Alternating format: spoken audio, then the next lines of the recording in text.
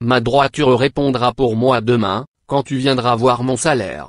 Tout ce qui ne sera pas tacheté et marqueté parmi les chèvres, et noir parmi les agneaux, ce sera de ma part du vol. Genèse 30, 33. Bien-aimés, les personnes que vous avez connues comme étant foncièrement honnêtes, une fois positionnées à des postes de responsabilité, deviennent des voleurs. L'on a toujours dit que le malheur des uns fait le bonheur des autres. Le Cameroun est un pays qui avait choisi d'être aux yeux du monde, considéré comme étant un pays pauvre très endetté tout simplement pour obtenir de l'argent qui ne profitera jamais réellement aux pauvres. Et, c'est dans ce pays pauvre où l'on trouve des fonctionnaires les plus riches au monde. Les fonctionnaires au Cameroun ont presque tous des villas et des voitures alors que la majorité a un salaire qui dépasse à peine le SMIC. Et oui bien-aimés, même à l'intérieur de ces organismes gouvernementaux, certains donnent des enveloppes pour être placés à des positions stratégiques qui leur permettront de rentrer tous les jours avec une certaine somme dans les poches.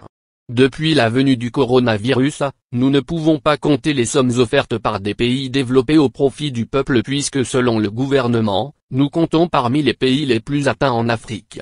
Malheureusement, cette quête de l'argent amène ces hauts fonctionnaires à ne plus bien calculer. Nous sommes donc le seul pays dans lequel le nombre de contaminés est moins important que le nombre de guéris, sans oublier dans ce calcul, le nombre de morts. Car lorsque l'on ment, on s'embrouille toujours et rien dans ce que l'on annonce comme chiffre n'est cohérent. Partout dans le monde, on donne des primes aux médecins à cause de leur dévouement pendant cette maladie mais ici au Cameroun, on diminue leur salaire. Ce démon du vol atteint aussi les églises. Beaucoup dans ces structures, recherchent des postes de gestion pour mieux voler. Et oui, ces voleurs chercheront à s'occuper de la comptabilité et de la gestion de l'église. Ils seront ceux qui compteront l'argent, dîmes et offrandes, cela leur donnera l'occasion de bien voler. Si nous revenons sur le verset biblique que j'ai mentionné au début de cette rubrique, nous constatons que Jacob parle de droiture. Il dit que tout ce qu'il aura acquis viendra de son salaire. Dans le cas contraire, ce sera un vol de sa part et nous voyons que Dieu a été avec lui parce qu'il a été honnête. Nous vivons déjà la fin des temps mais, malgré tout, les gens ne pensent qu'à s'enrichir et à amasser. Je le répète encore une fois, je n'ai jamais vu un coffre-fort suivre un corbillard, et l'héritage du vol que l'on croit laisser à ses enfants n'est qu'une chose éphémère.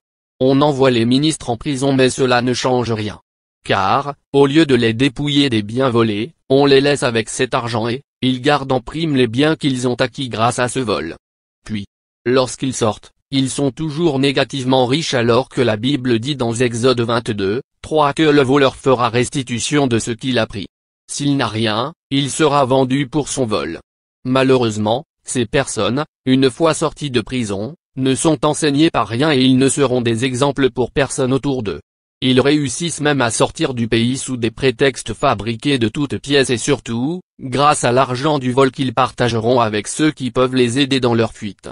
Nous vivons dans un pays dans lequel le démon du vol a fait ses quartiers.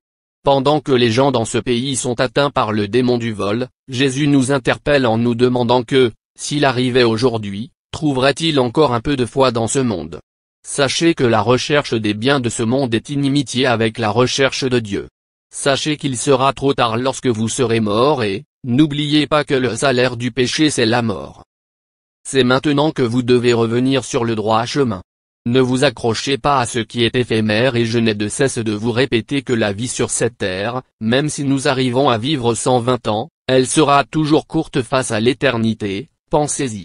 Et l'éternité sera valable dans les deux sens, au ciel ou en enfer. Ne pensez pas que le grand deuil vous aidera en quoi que ce soit. Puisque ce grand deuil ne profitera qu'aux autres. Dès que vous aurez fermé les yeux, celui que vous avez servi sur cette terre viendra vous chercher. Ce qui veut dire que, si vous avez servi le démon du vol, en d'autres termes le diable, c'est ce dernier qui viendra vous chercher et vos souffrances vont commencer dès cet instant, en attendant que le véritable enfer soit ouvert pour vous. Mais si vous revenez à de bons sentiments, sachez que Jésus est mort sur la croix pour sauver les pécheurs. Faites tout simplement la prière de repentance et si vous ne savez comment la faire, dites ceci après moi, Jésus, je reconnais que je suis un pécheur. J'ai fait des choses qui étaient contre ta volonté et je te demande sincèrement et humblement pardon. Je reconnais que tu es mort sur la croix pour me sauver et pour cette raison, je t'accepte dès cet instant comme mon Seigneur et mon Sauveur personnel.